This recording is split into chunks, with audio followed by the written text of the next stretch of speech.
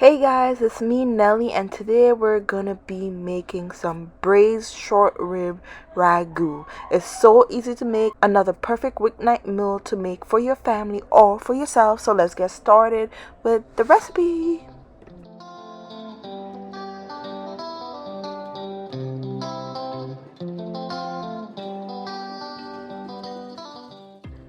Okay guys, so I'm gonna start by cutting up some veggies. I'm gonna cut up some celery, some onion. I'm using red onion. You could use regular yellow or white onion. And another veggies you can use here as well is about 1 or 2 carrots, okay, and just dice them up. So I also minced a few cloves of garlic, and I'm gonna set my veggies aside. And now here is my short ribs. So I got my beef ribs and I already washed them, so now I'm gonna season them up with some dried parsley flakes, some oregano, some salt, black pepper, and adobo seasoning. You could also use onion and garlic powder. You don't have to use adobo seasoning here. All right, so make sure you season both sides of the ribs really well. Rub the ribs with the seasonings, and then we'll move on to the next step. Okay, so I'm getting ready to start cooking my ribs. I'm using my cast iron skillet to cook my ribs. So I placed it over medium-high heat, and once my cast iron skillet got really hot, I added a little bit of oil in the pan to coat the bottom of the pan. And basically what I'm gonna do here once the oil is hot is sear my ribs on each side until it forms a nice brown crust, okay, a nice deep brown crust all over the ribs. This is going to seal in the juice in the ribs and make your ribs nice and juicy in the end. All right, so after you do that, I'm using my cast iron skillet because after I brown the ribs, I could use that same pan and just place my ribs in the oven to finish it cooking. If you don't have a cast iron skillet, you guys just use a regular frying pan and then transfer the ribs into a baking dish and then bake them off. All right, so once the first side is brown, you guys, I'm gonna flip my ribs to the other side, and I'm just gonna keep flipping it until each side of my short ribs is nice and perfectly seared.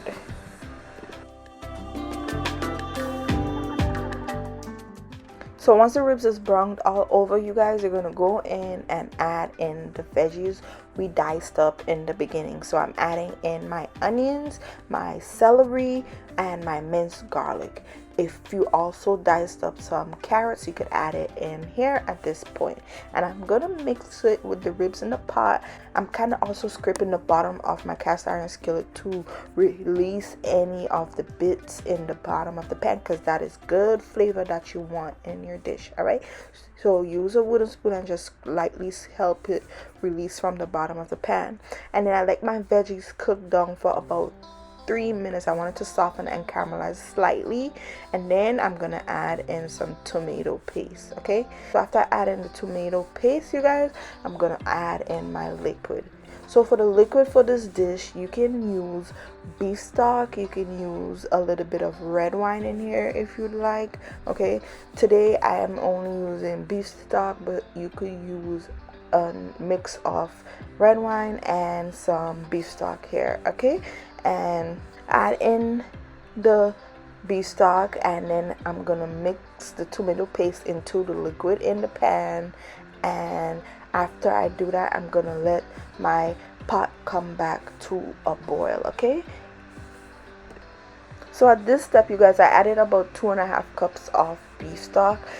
You're gonna add in some more beef stock in the end as needed. I didn't want to add too much, so at this point I added about 2.5 to 3 cups, and later on you'll see me adding in a little bit more broth as I see that I need it. Okay, so while it's cooking and the liquid like kind of evaporated a little and my beef still wasn't as tender as I'd like it to be, I added in a little bit more of the broth. Okay, so now that my pot is back to a simmer, I'm gonna place it into my oven now, and I preheated my oven to 325 degrees. Okay, and I'm gonna place that in the oven, and I'm gonna let the ribs cook for about 2.5 to 3 hours until it's tender and falling off the bone. So at this point right here, you guys, I'm testing the ribs and I'm using a fork to see how tender it is, and as you can see, it's not cooked yet. And at this point it was about 2 hours, in 1.5 to 2 hours of cooking. All right, so I added in a little bit more liquid at this point as well. You'll see me do it in a second. And what you want to do is baste the ribs with the sauce in the pan as well. You can even flip it if you'd like to the other side. Okay, and like I said, add in more broth as is needed. So altogether I ended up using about 4 cups of liquid.